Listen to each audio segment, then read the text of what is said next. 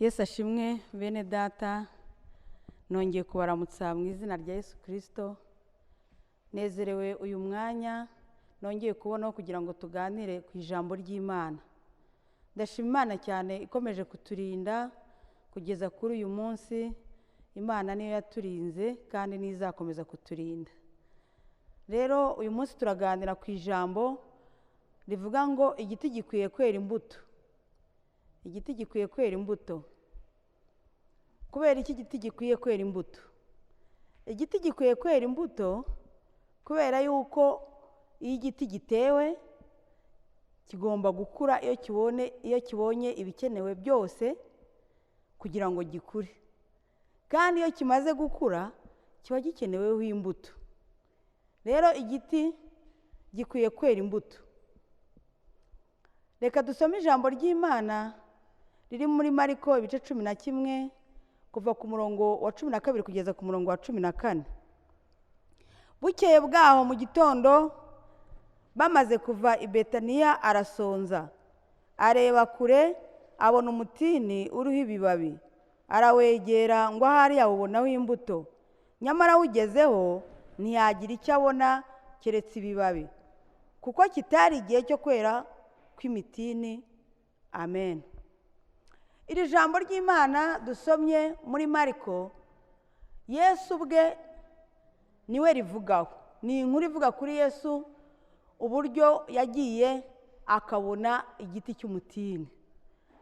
Yesu Kristo yararebye ari kure ashonje abona igiti cy'umutini.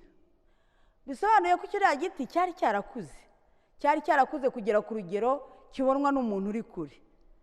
Yesu Kristo ngo arakibona, akibona gikeneyeho imbuto. Ijambo ry'Imana riratubwira ngo akimara kukibona we yahise abona amababi acyegereye, aracyegera ahita abona amababi. Ariko amababi si yari akeneye, kuko ijambo ry'Imana riratubwira ngo yari ashonje akeneye imbuto. Ubundi ibiti bigira amoko atandukanye. Hari ibiti biterwa ari ibyo kubaka, hari ibiti biba mu ishyamba, hari ibiti byo kubaza, hari ibiti binini, bigufi se, birebire, ibiti bigororotse cyangwa bifite amashami menshi. Mbese ibiti biterwa n'ubwoko bwabyo.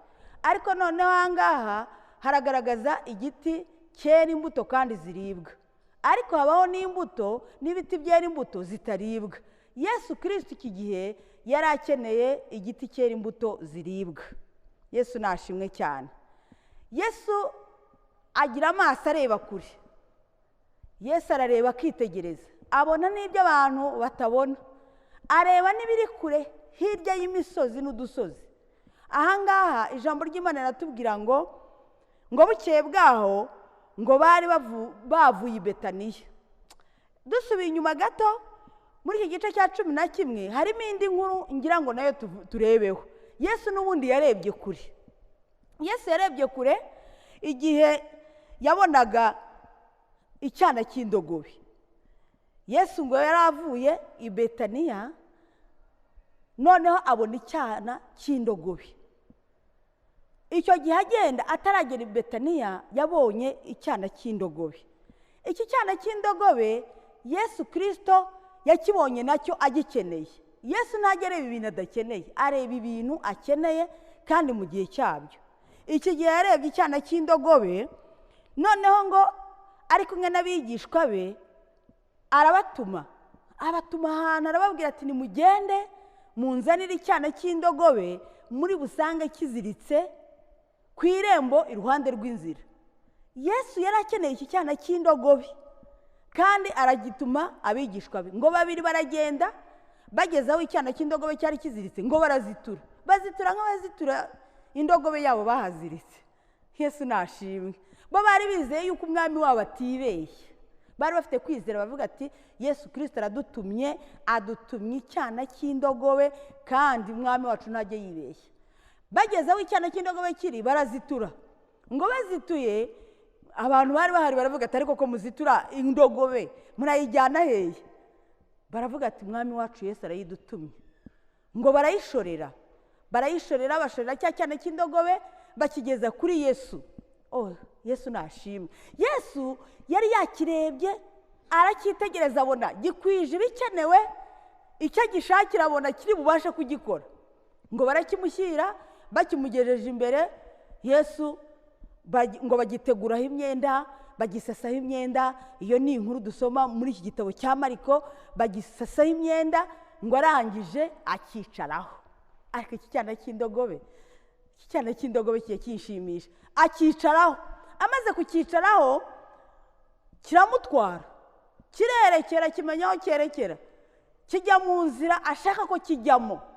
Iki cyana cy'indogobe ntikirukanse, nticyabyanze, oya, cyaremeye umwami agikoresha icyo ashaka kugikoresha. Yesu nashimwe. Ahangaha ni ku munsi ubanziriza uwo yabonyeho cya giti twavuze yashakagamo imbuto. Hanyuma icyana cy'indogobe amaze kukicaraho, bagishashaho imyenda akakicaraho, ngo cyari kitaraheka umuntu n'umwe, cyari kigiye guheka umwami w'abami ku nshuro yacyo ya mbere gukora umurimo wacyo. Yesu amaze kukicaraho, ngo abantu benshi bari bamukikije akicayeho, ngo basasa imyenda yabo mu nzira. Abatarabonye imyenda yewe bazana n'amashami y'ibiti barasasa mu nzira. Icyana cy'indogobe gihetse umwami.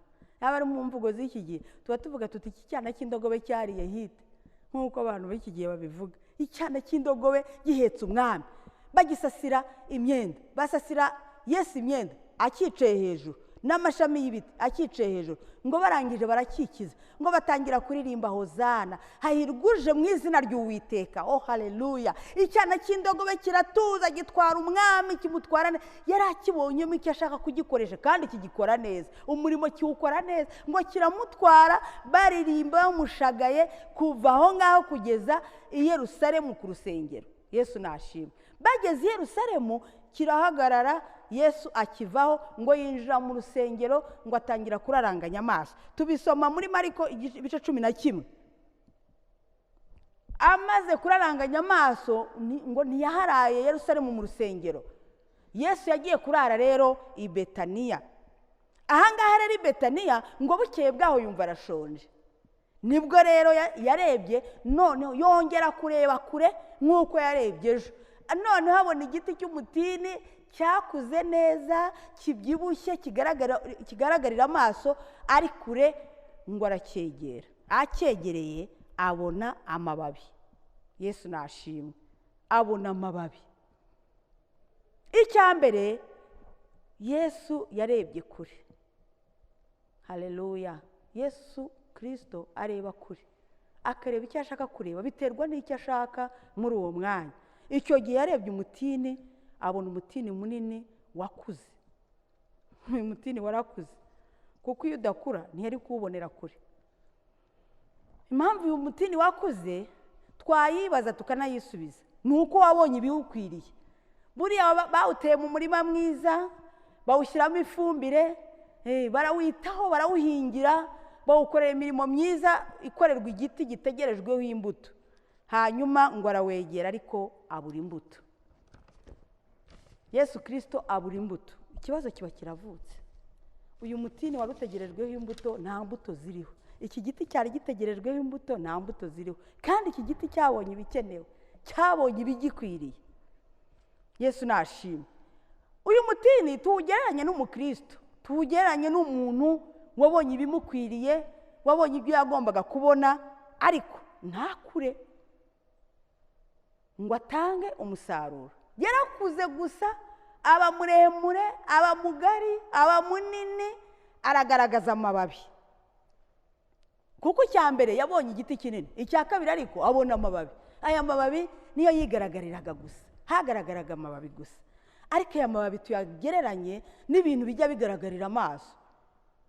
Amababi tuyagereranye n'umuntu ufite impano igaragara. Umuntu ufite impano igaragara rwose mu buryo bw'umwuka. Niyo mababi twagereranya gutyo. Aya mababi tuyagereranye n'umuntu wambaye imyambaro myiza, imyambaro isanzwe, yambaye neza, aragaragara neza. Aya mababi akurura umuntu, akurura umuntu, agaragarira amaso abantu bakayakurikira. Aya mababi arakurura cyane. Aya mababi wareba ukavuga uti kiriya giti ko gifite amababi menshi atoshye ameze neza kirabyibushye buriya kiriho n'imbuto. Ariko atari ko bimeze. Yesu nawe niko byamugendekeye. Yarakurikiye aracyegera, ariko imbuto araziburana abona amababi. Rero mu buzima busanzwe no mu kazi umuntu akora, ntago umuntu aba ategerejweho kubonekwaho n'ibigaragarira amaso gusa n'amababi. Ibyo twageranye n'amababi, ushobora kubona akazi ahantu, ukagenda bakaguha akazi, bakaguha biro nziza, ukicara mu ntebe nziza, handitseho titire y'akazi uzakora y'icyubahiro gikomeye, ariko si ibyo ngibyo biba byajyana umuntu mu kazi. Ikiba kimutegerejweho n'ibyo azakora bimuturutsemo. Ibintu azakora bimuturutsemo nizo mbuto ze muri ako kazi. Ariko hari igihe umuntu atahira amababi, agatahira titire gusa, agatahira icyubahiro cy'aho hantu, agatahira uko birisa, akibagirwa yuko uko yayisanze ariko azayisiga. Mu by'ukuri icyo abahamushyize bashaka si icyo ngicyo, si icyo kigaragarira amaso. Oya, umuntu ushobora no kumaza utese wagiye uramubona uwo washakaga ati se byagenze bite? Ati yicaye muri biro nziza, afite intebe nziza pe, biteye ubwoba, nakorera, hari icyubahiro, ukabura ikindi kintu yakuyeyo. Ariko mu by'ukuri icyahamujyanye ni ugutanga ibimurimo, ni ukwera imbuto. Aho ngaho haragaragaza amababi, ni mugari, ni muremure, icyubahiro iki, ariko rero ibyo we bimuturukamo agomba gutanga ntago biboneka. Yesu nashimwe. Amababi tuyagereranye wenda n'umuntu wambaye imyenda myiza, ibintu yahawe, ariko abantu bakitegereza. No mu bukwe tujye tubibona, ukabona nk'umuntu abantu batashye ubukwe, babaza ati se ubukwe bwagenze gute? Bakakubwira ngo ariko yari yambaye ikanzu nziza, yari yambaye kositimu nziza, bari badekoye neza, dekorasiyo yari imeze neza, bagendaga mu modoka nziza. Nyamara iyo myenda bambaye ni y'uwo munsi gusa, si n'iyabo. N'iyo modoka niyo bakodesheje si iyabo. Nta kintu cyabo kirimo muri ako kanya mu byo turimo kuvuga. Ikintu cyabo cyiza tubategerejeho ni ukuzareba urugo bazarwubaka gute, bazavamo umugabo n'umugore umeze ute. Aho ngaho niho abantu batangira kuvuga ati uzi ko tumureba tutari tuzi yuko ari kuri azaba ameze. Ese buriya ni kuri yasaga? Wa munsi yari afite amakiyaje menshi, yari yashokoje ukuntu gutangaje, yari yambaye ibintu bishayininga. Ariko wibuke ibishashagirana byose ntago ari zahabu, ibyera byose ntago ari amata. Tugomba kumenya gutanga ibiturimo, imbuto zacu zigaragare, imbuto nziza. Hari igihe umuntu umureba ukamureba icyo utagombye kumubonaho, ndetse nawe akakwereka icyo atagombye kukwereka. Ntago iyo myenda irangirira aho ngaho muri ubwo bukwe, izo modoka zirangirira aho ngaho, dekorasiyo bayisiga aho ngaho, nta n'ururabo burya batahana babisiga aho ngaho bakigendera. Hanyuma igitegerejweho kureba uwo muntu ni ibizakurikira, ni imirimo azakora, ni ibintu mbese ni ibimuturukamo, ni uruhare rwe. Yesu ashimwe. Tugomba kumenya uruhare rwacu mu buzima bwacu. Igiti kikera imbuto. Ubu ndimo kuvuga mu buzima busanzwe, ntago ndinjira mu by'umwuka, ndavuga mu buzima busanzwe. Mu buzima busanzwe, iyo ubwo bukwe burangiye nibwo umugabo avuga ati nashatse umugore mwiza. Umugore mwiza umuntu amuhabwa n'Uwiteka, afite umutima mwiza, avuga amagambo meza, afite imbuto nziza. Yesu nashimwe. Nibwo umuryango wamwakira uvuga ati baduhaye umugeni mwiza. Naho bya bindi biba byarashiranye n'uwo munsi, hasigara kubireba gusa ku mafoto. Amababi ajya ashuka umuntu, amababi arashukana, aragukurura, amababi aragukurura. Twinjiye no mu by'umwuka, amababi aragukurura. Usanga umuntu arakora ibitangaza. Ariko se gukora ibitangaza ni imbuto yawe? Oya, ni impano. Umuntu arahanura, ni byiza cyane kwakira impano y'ubuhanuzi, ariko yo ntago izo ari imbuto zawe. Iyo ni impano, kandi ibyo nibyo dukunda. Ni ibintu bishyushye, dukunda ibintu bishyushye, dukunda ibintu bikubita, dukunda ibintu bigaragara. Hantu baza n'umuntu avuye mu materaniro, tese amateraniro yagenze gute? Ati byari bishyushye, umuriro wakaga. Umuriro watse gute? Byagenze gute? Ntashobora kukubwira ijambo bavuze. Aho ya muriro wakaga, watse gute? N'iki cyatse ntakikubonere. Kubera iki? Yabonye amababi ariko ntiyatahanye imbuto. Yesu nashimwe. kandi ubundi yagombaga kwakira imbuto zikamufasha akazirya akazihaga zikamubibwamo zikamukuriramo nawe akazazerera abandi. Ariko noneho we nta mbuto yabonye, yiboneye amababi. Arakubwira ko yabonye umuriro waka, abantu bikubise hasi. Ese byari bigenze gute? Ntago mbizi. N'umuntu nawe Yesu nashimwe. Imana iduhe ubwenge, Imana iduhe kwera imbuto, Imana iduhe kumenya gutandukanya amababi n'imbuto. Igikenewe ni ikihe? Ese waguhereka igiti kiriho amababi gusa cyakumarira iki? Ariko ubonye igiti kiriho imbuto wasoroma imbuto. Yesu nashimwe. Haleluya. Yesu rero nawe ibyo yarabibonye, kandi Yesu ntajya yibeshya. Kiriya giti yakigezeho akizi neza, yarazi n'ibyo ari bugisangeho. Ntabwo rwose yakibeshyeho. Yaragiye mbere yari yabonye icyana cy'indogobe, agikoresha ibyo yashaka kugikoresha kibikwije, arakishimira. Bararirimba barahimbaza Hoziyana Hoziyana, ahirwuje mu izina ry'Uwiteka. Agera ku ntego y'icyo yashakaga. Umunsi ukurikiyeho ajya kureba igiti, abishaka nabyo, abizi neza ko kiriya giti buriya nta mbuto gifite. Ariko byose Yesu abikorera impamvu. Yesu nashimwe. Imbuto ziba zikenewe ku giti cyakuze neza, niko twavuze, kandi cyabonye ibyo gikenewe cyose. Muri Yesaya ibice 5 hari aho Imana yaburanije Abisirayeli bitewe nuko yabiringiragamo kwera imbuto nziza, ariko ntiyazibona. Irababaza ngo niki ntabakoreye? Nakoze imirimo yose nari nkwiye gukorera uruzabibu rwanjye. Nararuhingiye, ndutegurira umurima, nkuramo amabuye, nkuramo amahwa, ndarutera, ndarubagarira, ndangije ncukura urwina, nubakamo n'inzu ndende, nzi ko ngiye gukora sitoke y'inzabibu nziza, ngo ariko ngiye kubona mbona rweza indibu. Ate se icyo nagomba kurukorera ntarukoreye niki? Yesu ashimwe. Urwo ni urubanza Imana ishobora kugirana n'umuntu wabonye ibikwiriye byose. Yewe ni n'urubanza n'umuntu ashobora kugirana na mugenzi we, umwana we, inshuti ye, umuvandimwe, igihe utamubonyemo icyo washaka kumubonamo, kandi ntacyo yakuburanye gikwiriye ibyo ari bikenewe. Yesu nashimwe cyane. Ibibabi birakurura. Ndacyavuga ku mababi, ndumva amababi nshaka kuyatinda kubera yuko amababi ararangaza, ariko atari buvemo igisubizo cy'icyo dushaka. Yesu ashimwe cyane. Umugabo witwa Samweli yagiye kwimikisha umwami amavuta, ariko Imana imutumye. Imana imutuma kwa Yesaya. Aragenda, umuhanuzi agiye kwimikisha umwami amavuta kwa Yesaya. Ngo ariko ahageze nawe ashaka kureba amababi, ashaka kureba ibigaragara. Ariko Imana iramubwira ngo yewe Samweli we, njyewe sindeba nk'abantu. Azana Eliyabu.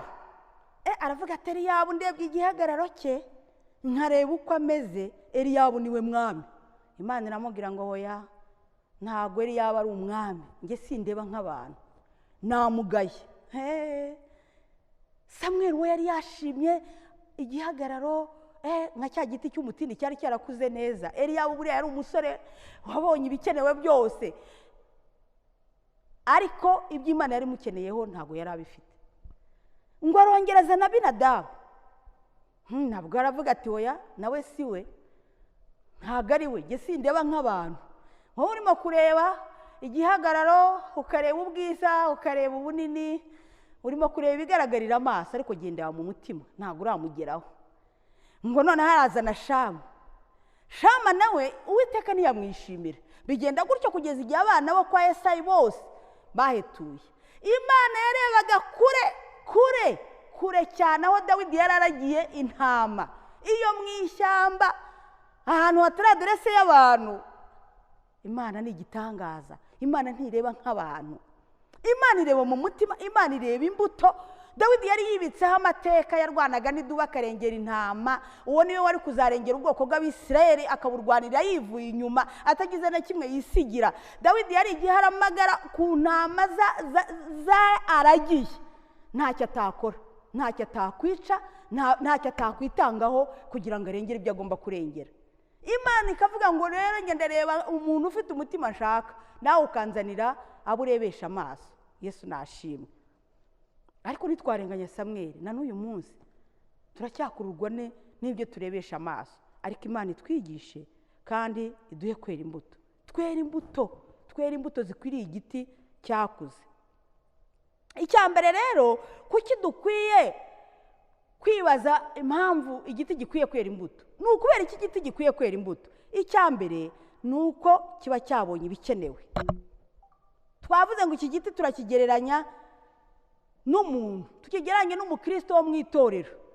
Iyo tugiye mu Efeso 4:11 haratubwira ngo Imana yahaye bamwe kuba intumwa, abandi bahakuba abahanuzi, abandi bahakuba abigisha, abungeri, abavugabutumwa, ngo kugira ngo batunganirize rwose abera b'Imana, noneho babone uko bakura bagere ku kigero gishyitse cya Kristo. Umukristo rero wo mu itorero yabonye ibikenewe, yabonye ibimukwiriye kugira ngo rwose atunganirizwe kandi akure. Iyo adakuze kiba ari ikindi kibazo. Yesu ashimwe. Ariko ijambo ry'Imana ryatubwiye ku murongo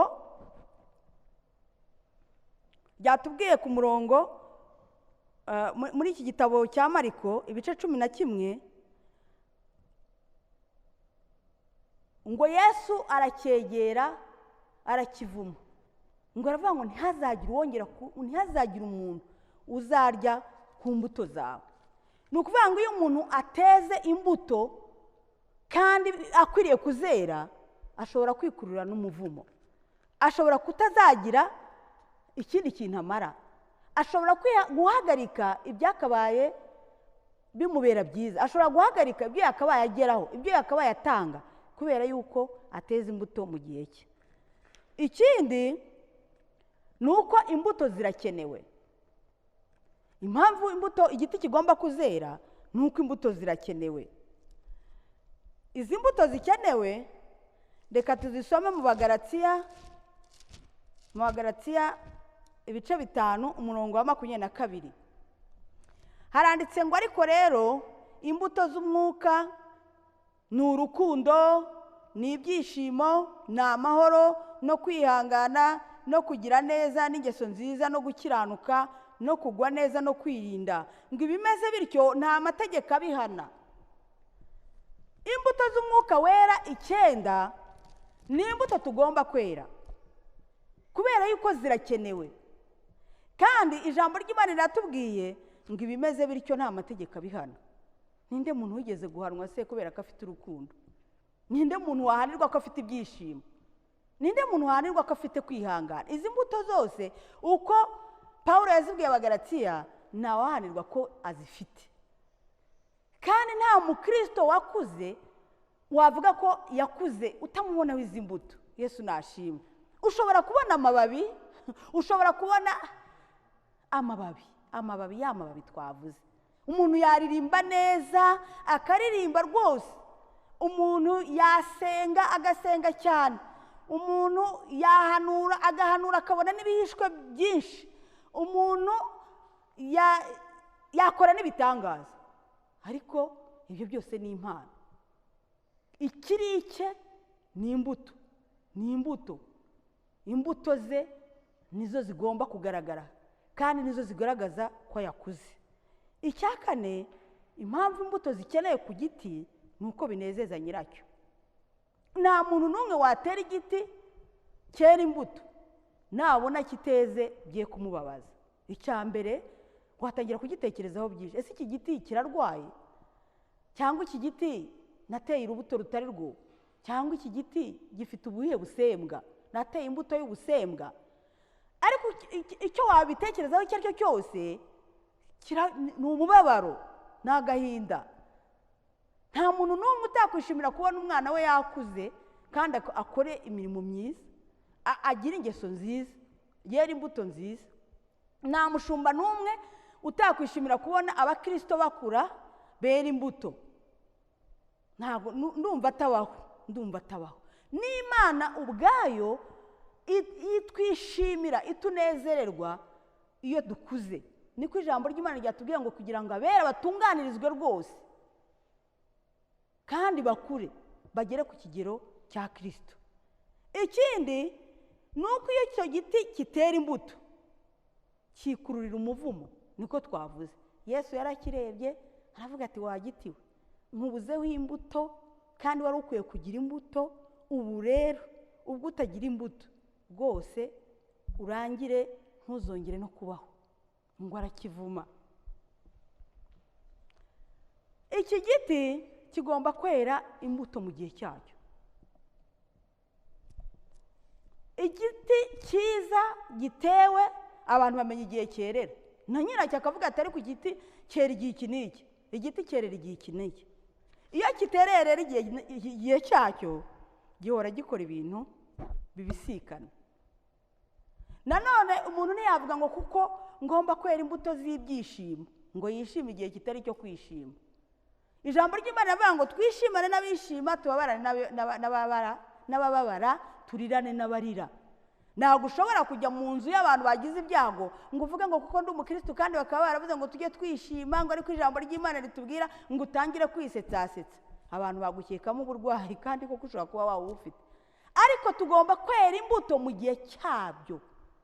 Ntabwo ushobora kubona umuntu arimo gukora ibintu bibi yangiza ngo uvuge ngo reka nere imbuto yo kwihangana, ngo reka nihangane, ahubwo icyo gihe uramucyaha ukamubwira noneho rero ibi bintu ntabwo ari byiza urimo gukora. Bitavuze yuko gucyaha kutajyana no kwihangana, ariko ntiwamubwirira ngo uvuga ngo yo mama shenge we ibintu urimo gukora ni bibi, ariko reka twihangane kandi twere imbuto z'amahoro. Niyo mpamvu imbuto yose igomba kugira igihe cyayo cyo kwereramo. Umuntu agomba kumenya igihe cye. Iyo utamenya igihe cyawe uhora ukora ibintu binyuranye n'ibyo wagombaga gukora. Abantu bakakureba bagasanga ibyo ukora bihabanye rwose n'igihe urimo kubikoreramo. Ntabwo mushobora kuba muri mu rusengero mugiye bari mu ijambo ry'Imana ngo utangire gusakuza witere hejuru uvuga ngo nibakubaza uvuga ngo neza imbuto y'umunezero. Ubwo ubukoze ibintu bitari byo mu gihe cyabyo. Niyo mpamvu ijambo ry'Imana ritubwira ngo igiti kigomba kwera imbuto kandi kikazera mu gihe cyazo, mu gihe cyacyo, muri icyo gihe. Haleluya. Yesu nashimwe.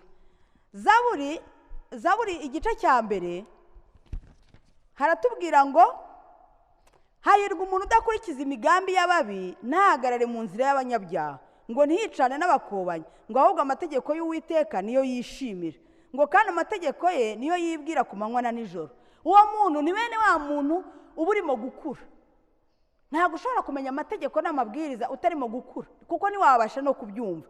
Ariko ijambo ry'Imana rikatubwira ngo uwazahwana n'igiti cyatewe hafi y'umugezi. Ndashaka kuvuga kuri iki giti cyane kuruta ibindi mvuze hejuru. Uyu nguyu azahwana n'igiti cyatewe hafi y'umugezi, ngo iki giti cyera imbuto zacyo igihe cyacyo, ngo kandi ibibabi byacyo ntibijya byuma, ngo icyo azakora cyose kizamubera cyiza. Uyu muntu ahora ameze nk'igiti cyerera imbuto igihe cyacyo.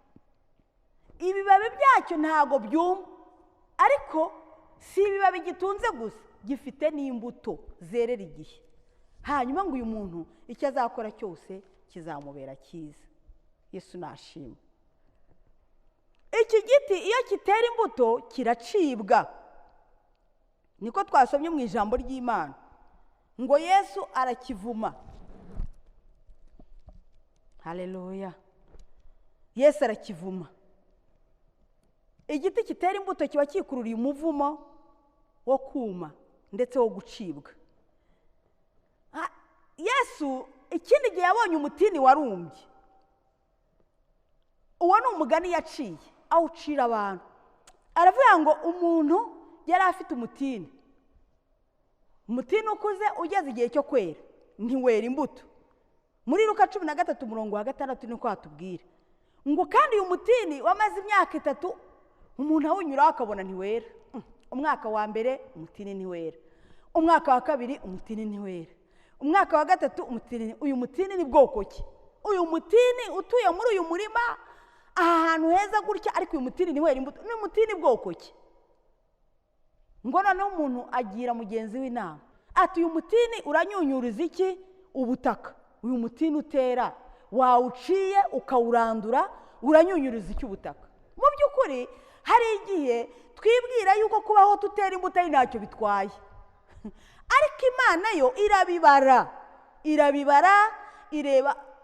ireba ibyo wahawe, ireba ubutumwa wumvise, intumwa z'Imana zakugezeho, intumwa z'Imana zatugezeho, za zindi twabonye yuko Imana ituma kugira ngo abera batunganirizwe rwose. Imana ikareba abashumba bayoboye umukumbi urimo, abashumba bayoboye itorero nawe urimo, bakoze uko bashoboye kose ku manywa na nijoro basenga, bigisha, bahanura impanuro zitandukanye, baguhaye urukundo, ntacyo bataguhaye abashumba. Imana irabireba. Niyo mpamvu Yesu yaciye umugani avuga ngo ariko se uyu mutini uranyunyuriza iki ubutaka. Haleluya, Yesu nashimwe. No mu kazi gasanzwe umuntu akabona akazi, abandi babuze akazi bararira, barasenga amasengesho, abantu barasengera akazi, abantu bafite impungenge, umuntu akavuga ati wamana akazi we, najya nzindukira igihe nkagakorera igihe, ngatangira raporo igihe, ngakora ibyiza. Ariko umuntu yamara kugera mu kazi akidamararira. Twumva buri munsi amakuru, si ngombwa ngo mvuge urugero rumwe cyangwa urundi, twese twumva amakuru, twese tureba kuri televiziyo, twese tubona ibintu, dusoma ibintu. Ukabona umuntu yicaye ahantu, hari umuntu babwira ati turahagushyize, akarara mu cyumba akaba yakwiriza iminsi 40 atarya atanywa ashima Imana, ariko undi muntu yahagera ntatanga umusaruro. Ndashimira rwose burya igihugu cyacu ko kijya kireba kure. Bene abo nabo ujya kumva ngo babasezereye, ngo umuntu bamusezereye, none se aranyunyuriza iki ubutaka? Ko hari abandi bantu bakora nk'ibyo akora. Umuntu bakamuha inshingano mu itorero, bamara kumuha inshingano mu itorero agaheruka yarasengaga, yaritwaraga neza, ari umukristo, yubaha, akorera ibintu ku gihe, rwose ameze neza, ariko yamara kubona za nshingano bikaba birarangiye, bikaba uwasengaga ntabagisenga, uwaririmbaga akaba yiyubashye ntakiririmba, uwakoreraga igihe imirimo y'Imana akaba yabiburiye umwanya. Mwene data kutakiterana, erega inshingano zabaye nyinshi, mwene data kutakiza, business yarayantwaye, erega we nuko utazi ubucuruzi, kandi Imana yaguciriye inzira kugira ngo ucuruze. Yesu nashimwe.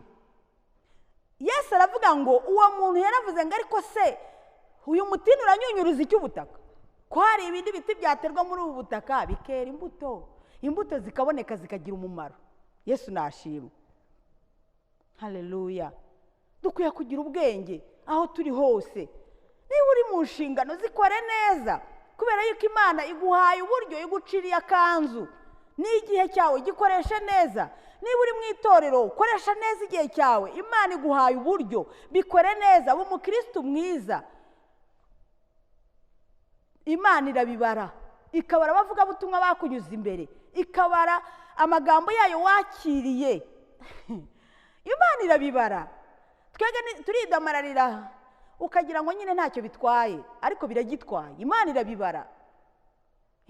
Uwaririmbaga akabireka, ese kutakiririmba oya nta mwanya nkibona. Umuntu yabuze umwanya, abura umwanya wo kuramya Imana. Imana yo mu ijuru yaramye isi n'ijuru, ikamurema, ikamurinda, ikamuha umugisha. Ariko aho bigeze ati inshingano zabaye nyinshi. Imana itubabarire. Imbuto zikabura, ngo umuntu akagira undi nama atari ko wawuciye, undi atari ko waretse tukihangana tukazareba ko wakwera umwaka utaha. Yesu nashimwe. Imana ikareba ubuhanuzi bwakunyuze imbere, bwinjiye mu matwi yawe, bareka umuntu wanjye yabonye ibimukwiriye byose, ariko baranyunyuriza icy'ubutaka. Iki giti kitera imbuto kiranyunyuriza icy'ubutaka. Yesu nashimwe. Imana itugirire neza. Umuntu abona aho ariho hose, aho Imana ikwicaze hose, aho Imana igushyize hose, ibuka ko ugomba kugira umumaro, ibuka ko ugomba kwera imbuto. Ntago ibyo wasanze ari ibyawe, ni impano, ni ya mababi, nushaka gukora ibitangaza, nushaka ubuhanura, izo ni impano mwene data. Yesu nashimwe.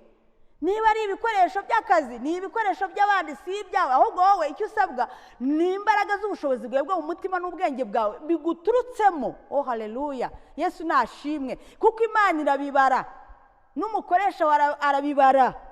Imana si itajya ibara, Imana nayo irabibara. Yesu yaciye uwo mugani avuga ngo iki giti ko kinyunyuza ubutaka, muwuce muwutwike.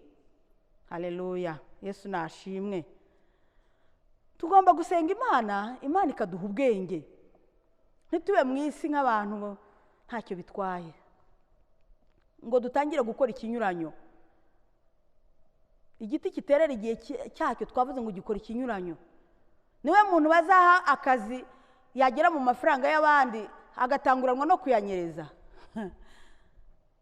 Nyirakazi nabibona azaguca, uzamera nka wa mutini baciye.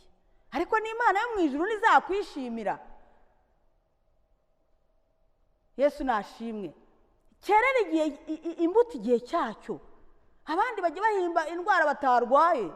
Ubwo se ko wabonye akazi wagakoze, ko Imana yaguhaye umurimo, ko Imana yaguhaye inshingano, wazikoze mwene data, wazikoze ugifite uburyo.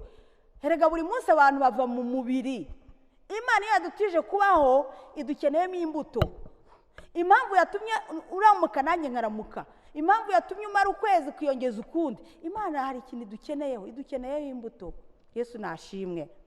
Haleluya. Imana iduha ubwenge kugira ngo twere imbuto. Ijambo ry'Imana riratubwira muri Luka 11:20 ngo bukeye bwaho bahanyuze basanga cya giti cyumye, cya giti twatangiriyeho. Ngo bukeye bwaho bahanyuze, Yesu yari yakivumye. Erega icyavumwe na Yesu ninde wakivumura koko? Ijambo ry'Imana riratubwira mu gitabo cyo kubara ngo wavuma ute w'Imana itavumye, warakarira ute witarakariye. Ariko noneho uwavumwe n'Imana yavumurwa nande? Icyavumwe n'Imana cyavumurwa n'iki? Yesu yari yakivumye ngo kiruma. Ngo bukeye bwaho ngo bongeye kuhanyura babona cyumye, ngo baratangara, baravuga ati mwigisha Mesiya, reba cya giti cyumye. Ariko Yesu ntiyatangaye, ahubwo yarababwiye ngo mufite kwizera kungana n'akabuto ka sinapi, ngo mwabwira n'uyu umusozi ngo nushinguke utabwe mu nyanja. Bisobanuye ko we ntabwo yatunguwe no kuma kw'igiti. Haleluya. Yesu ntajya atungurwa. Mbere yuko kinuma yari yabibonye mbere kitera imbuto, kuko ikitera imbuto kiba cyitegurira kuma, ikitera imbuto kiba cyitegurira gucibwa, igiciwe kiruma. Haleluya. Yesu nashimwe cyane. Imana yo mu ijuru iduha ubwenge kugira ngo tumenye gukorera ibintu mu gihe cyabyo. Haleluya. Dusoreze ku ijambo ry'Imana riri muri Yohana 15. Ijambo ry'Imana riri muri Yohana 15. Ijambo ry'Imana riri muri Yohana 15 kuva ku murongo wa mbere kugeza ku murongo wa 6 ariho dusoreza. Yesu nashimwe cyane. Turacyavuga ku giti cyera imbuto, kandi imbuto twazibonye mu Galatiya 5:22. Ariko reka dusoreze kuri uyu murongo wa mbere kugeza ku wa 6, 15 mu gitabo cya Yohana. Ndi umuzabibu w'ukuri, kandi data ni nyirawo uwuhingira. Ishami ryose ryo muri jye ritera imbuto arikuraho, iryera imbuto ryose aryanganyaho amahage yaryo ngo rirusheho kwera imbuto. None mumaze kwezwa n'ijambo nababwiye, mugume muri jye nanjye ngume muri mwe. Nk'uko ishami ritabasha kwera imbuto ubwaryo ritagumye mu muzabibu, niko namwe mutabasha nimutaguma muri jye. Ni jye muzabibu, namwe muri amashami. Uguma muri jye nanjye nkaguma muri we, uwo niwe wera imbuto nyinshi, kuko ari ntacyo mubasha gukora mutamfite. Umuntu utaguma muri jye ajugunywa hanze nk'ishami ryumye, maze bakayateranya bakayajugunya mu muriro agashya. Amen. iri jambo rero Yesu yararivuze kandi ararisobanura neza. Yitangaho urugero avuga ngo ninjye muzabibu w'ukuri, data niwe nyirawo uwuhingira, mwe muri amashami, ngo kandi ishami ryose ritari muri jye ntiribasha kwera imbuto. Dusoza iri jambo, icyo tugomba kuzirikana ni uko utakwera imbuto nziza utari muri Yesu. Hirya ya Yesu habayo izindi mbuto, ariko imbuto mbi Yesu nashimwe. Kuko twavuze ngo muri Yesaya ijambo riratubwira ngo nabizeragamo ko muzera imbuto nziza, ko muzera inzabibu, none mwezi ndibu. Bisobanuye ko habaho imbuto mbi, ariko Yesu yaravuze ngo iyo mugumye muri njye mubasha kwera imbuto nziza, ngo kandi ishami ryose ritari kuri jyewe bararyanganya rivaho rikuma, bakayegeranya agatwikwa. Yesu nashimwe. Imana rero idushoboze kuguma muri Kristo, kandi iduha imbaraga no gutekereza no guhitamo neza kugira ngo twere imbuto nziza. Yesu abaho umugisha. Imana yo mu ijuru iduhe kwera imbuto, kandi tugumye muri Yesu. Hirya ya Yesu habaye imbuto mbi, muri Yesu haba imbuto nziza z'umwuka wera. Reka dusenge. Turagushima cyane Uwiteka Mana Nyiringabo, kuko uri mwiza, ugira neza kandi urakiranuka ibihe byose. Tugushimiye umwanya mwiza uduhaye wo kumva ijambo ryawe. Turagushimira yuko utwigishije kwera imbuto, kandi tugushimiye yuko ari wowe uzadushoboza kuguma muri wowe Kristo, kugira ngo dukomeze kwera imbuto nziza. Ntituzabe ishami ribi, ntituzabe igiti kivumwe, kandi tuzabe igiti cyera igihe cyacyo. Duhe kumenya ibidukwiriye byo gukora byiza mu gihe cyacyo. Urakoze, turagushimye. Umugisha buri muntu wese, kandi umuntu wese aho ari no mu byo arimo utanga ubwo bushobozi, ari mu kazi, ari mu murimo wawe Mana, ari mu ngo zacu, aho turi hose Uwiteka, no mu byo dukora byose, aho rero dushoboza kugira ngo twere imbuto, kandi twere imbuto nziza. Urakoze, turagushimye mu izina rya Yesu Kristo umwami wacu. Amen.